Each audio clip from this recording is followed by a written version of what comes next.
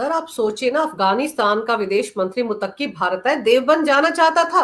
क्या भारत सरकार रोक पाई?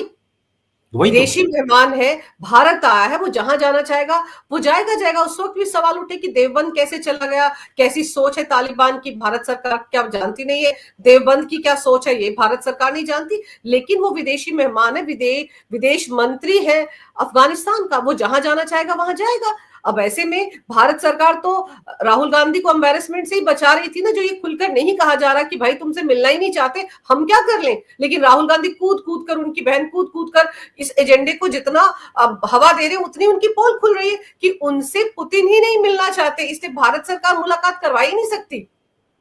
देखिए वही बात है कि राहुल गांधी अपनी एम्बेरसमेंट के लिए और उनको अपने भी सम्मान के लिए भी कुछ दिन चुप रह लेते कि आप, अगला आपसे नहीं मिलना चाहता है। आपने भी इतने वर्षों आपकी पार्टी ने भी सरकार चलाई है, आपको नहीं पता है तो शशि थरूर से पूछ लीजिए या आपके किसी और व्यक्ति से पूछ लीजिए कि क्या उनके साथ कार्यक्रम जबरदस्ती पुतिन के कनपट्टी पे बंदूक लगाकर और राहुल गांधी से मिलने के लिए लाया जा सकता है।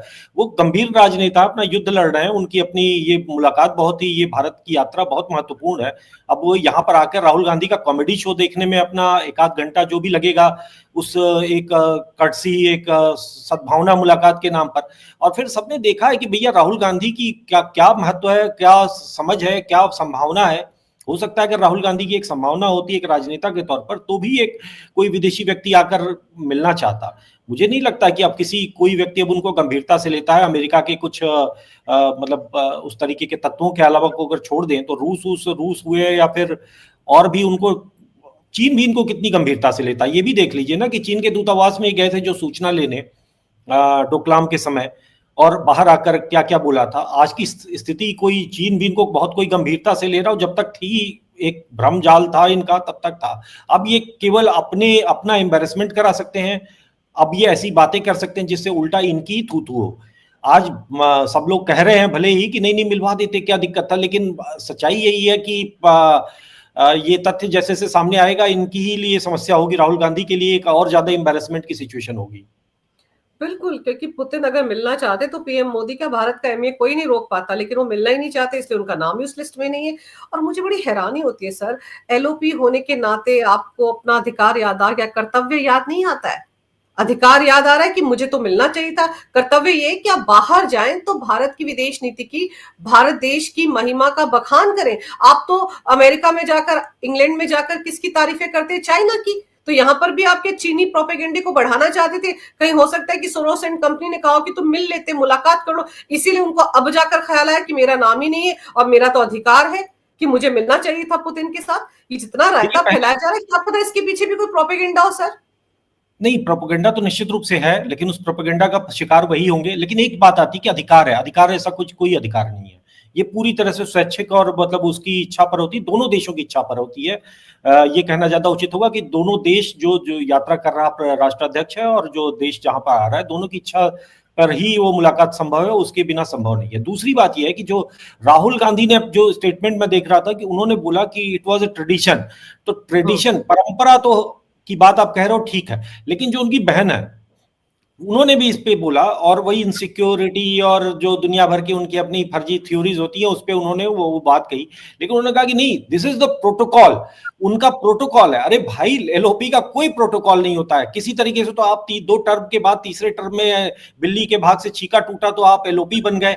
आप तो पैदा हुए थे प्रधानमंत्री बनने के लिए। गांधी परिवार में आज तक कोई एलओपी पैदा हुआ था क्या? यही पहला करम का फूटा व्यक्ति है जिसे एलओपी बनना पड़ा है, वरना तो प्रधानमंत्री पैदा होते हैं गांधी परिवार में। तो कोई ट्रेडिशन की बात तो ठीक है, वो भी ट्रेडिशन हाल फिलहाल में ही जब नई सरकारें बननी शुरू हुई हैं, जब अलग तरह की सरकारें, जब जब विपक्ष की सरकारें बननी शुरू हुई हैं, उसके बाद शुरू हुआ है। वाजपेयी जी के बाद शुरू हुआ है, कि उससे पहले की कोई ऐसी ट्रेडिशन भी नहीं था, क्योंकि तब तो वही थे और विपक्ष में कोई था ही नहीं। लेकिन जब से विपक्ष की सरकारें बननी शुरू हुई तो फिर वो आते थे, तो कुछ लोगों को लगता था कि भाई यहाँ की कोई साम्राज्ञी है सोनिया गांधी, तो वो फिर मनमोहन सिंह साइड में बैठा रहते थे। मतलब आप किसी भी चित्र को देख लीजिए कि मनमोहन सिंह साइड में प्रधानमंत्री होकर बैठा रहा करते थे, और सोनिया गांधी ऐसे मिलती थी जैसे कि वो भारत की असली प्रधानमंत्री वही हो या महारानी हो। तो ये तो देश का अपमान इन्होंने इस तरीके से भारत के मैंडेट का, भारत के चुने हुए प्रधानमंत्री का इस तरीके से बार बार अपमान किया। इनके तो भी कर्म सामने आएंगे, वही अभी ये वही उन्हीं की पहली दूसरी किश्त है। सर ताज्जुब तो इस बात का होता है कि राहुल गांधी तो पता नहीं कहाँ-कहाँ घूमते रहते हैं। कुछ तस्वीरें आ जाती है सामने तो पता चलता है कि अच्छा मलेशिया गए थे, अच्छा लंकावी गए थे या किसी वियतनाम के देश गए थे या इस तरह की तस्वीरें जब सामने आती तब पता चलता है। उनका तो अगर प्रोटोकॉल को माना जाए उनकी बहन के मुताबिक, फिर तो प्रोटोकॉल के हिसाब से वो जहाँ-जहाँ गए, जिस-जिस से मिले सारी तस्वीरें मीडिया में आनी चाहिए। उनके दौरे की पूरी ट्रांसपेरेंसी होनी चाहिए, कहाँ, कब, क्यों गए? आप किस तरह से रशिया के साथ भारत की दोस्ती का बखान करते, कैसे टारगेट करते हैं? आप तो हमेशा America, CIA, George Soros, China के प्रोपेगेंडे पे चलते हैं। भारत के लोगों को भले ही ना पता हो, लेकिन रूस जैसे देश में तो हर कोई जानता है कि राहुल गांधी एंड कंपनी क्या गुल खिला रही है भारत के खिलाफ। देखिए, आपने ये बात बड़ी अच्छी कही कि मतलब जिस तरीके से इन्होंने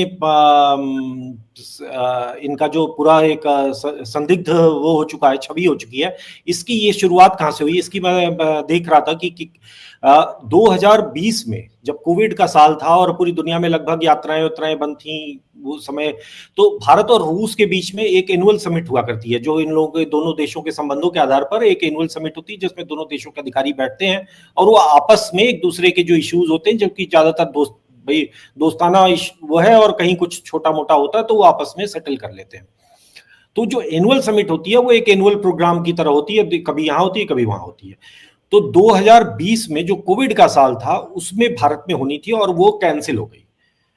वो और जब वो कैंसिल हुई तो ऑब्वियसली सब कुछ कैंसिल था। 2020 में कोविड के साल में लगभग सब कुछ कैंसिल था। तो राहुल गांधी ने, जब वो समाचार अखबारों में छपा कि भाई कैंसिल हो गया, इस बार का भारत रूस का जो सालाना सम्मेलन होता है वो नहीं होगा, तो उस पर राहुल गांधी ने एक ट्वीट किया था। वो ट्वीट था कि ये क्वाड बनाने के कारण, जो भारत जो है वो क्वाड बना रहा है, उसके कारण रूस जो है वो डिस्कम्फर्ट में है भारत के साथ, और मोदी सरकार दशकों पुराना जो भारत और रूस का जो एक अच्छा संबंध है, अच्छा रिश्ता है, उसको डैमेज कर रही है। ये राहुल गांधी का ट्वीट था, जबकि सब कुछ स्पष्ट था। यहाँ देखिए, रूस के बयान में भी था कि कोविड के कारण माहौल नहीं है 20 साल का कि ऐसी कोई बैठक करने की।